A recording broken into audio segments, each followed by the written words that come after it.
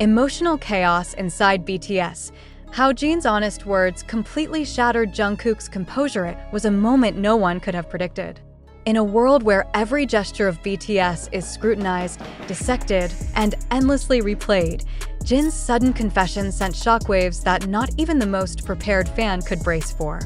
The silence that followed his words wasn't just quiet, it was deafening. What could possibly make Jungkook, the group's emotional anchor and powerhouse performer, completely lose his composure? What kind of truth carries enough weight to shake the foundation of a bond built over a decade? From the first second Jin began to speak, there was something unmistakably different in his tone. This was not the lighthearted, joking eldest member that fans adored. This was a man who had carried something for far too long, a truth that demanded to be spoken, regardless of the consequences.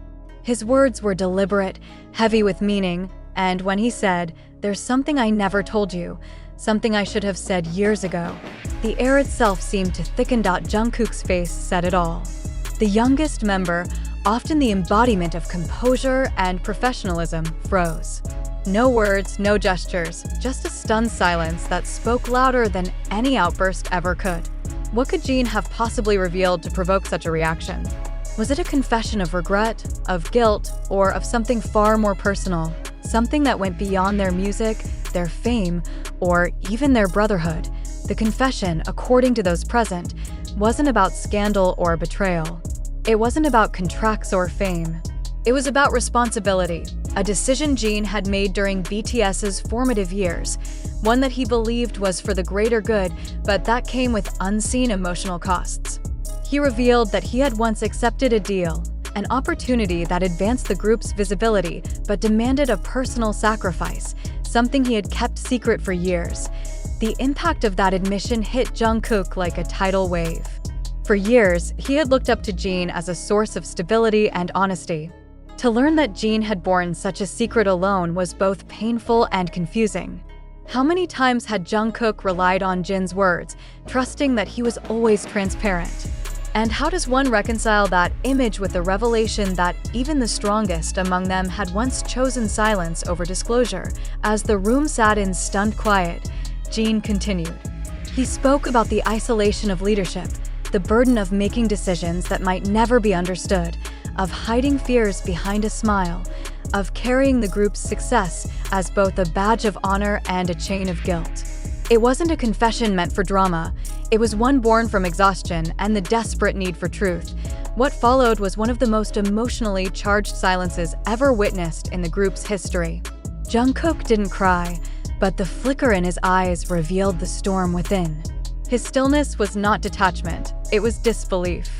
And for the millions of fans watching around the world, that silence became the question echoing across every platform. What exactly did Jin give up for BTS? Some fans speculate that Jin's decision might have involved creative compromises, a hidden agreement with the company, or a personal sacrifice that altered the group's path. Others believe it was something even deeper, a private pain, perhaps related to family or personal identity, that he suppressed for the sake of the team's image. Whatever the truth, one fact remains. Jin's honesty didn't break BTS, it exposed their humanity. But this moment also raises a bigger question. How much of what we see in the entertainment world is truly real? How many emotions, sacrifices, or unspoken truths lie behind the perfectly curated images of idols? Is Jin's confession a reflection of genuine guilt? Or is it part of a larger narrative shaped by the pressures of fame and expectation? And what about Jungkook's reaction? Was it purely emotional? Or did it reveal a deeper crack in the group's dynamic? When someone you trust the most admits to a long-held secret, does it strengthen the bond or shatter it forever? This is where the conversation must move beyond fandom and into reflection. Are we, as audiences, too quick to consume every tear and silence as entertainment? Or should we pause to consider the weight of being human under the constant gaze of millions, as fans continue to analyze every frame, every lyric, and every social media post? One truth emerges. Jin's words have opened a space for vulnerability in an industry built on perfection. His decision to speak, whether seen as brave or reckless, forces both idols and audiences to confront the uncomfortable truth that authenticity comes at a cost. Still, questions linger. Will Jungkook address the moment publicly? Will other members share their perspectives? Or will this incident fade into the endless cycle of internet speculation, remembered only as a fleeting storm in the vast ocean of K-pop history? Perhaps the more important reflection lies not in what Jin revealed, but in why he chose to reveal it now. Was it an act of redemption, a plea for understanding, or simply a need to unburden his conscience before the next chapter of his life unfolds? One thing is certain: the silence between Jin and Jungkook that day said more than any song could. It was the silence of two souls caught between truth and trust, between the public image they've built and the private realities they've endured. It's a silence that invites us all to ask, how much of what we see is real and how much is performance? In an age where emotions are broadcasted, dissected, and monetized, perhaps Jin's confession is not a scandal, but a mirror. A mirror reflecting the human fragility that even global icons cannot escape. And so, as fans debate the meaning of his words, one question lingers in the air. Do we truly know our idols, or only the versions they allow us to see? Would you like me to add the reflective closing, around 1,000 more characters, that explicitly invites viewers to question whether this entire event might be real or media fabrication, as you requested earlier?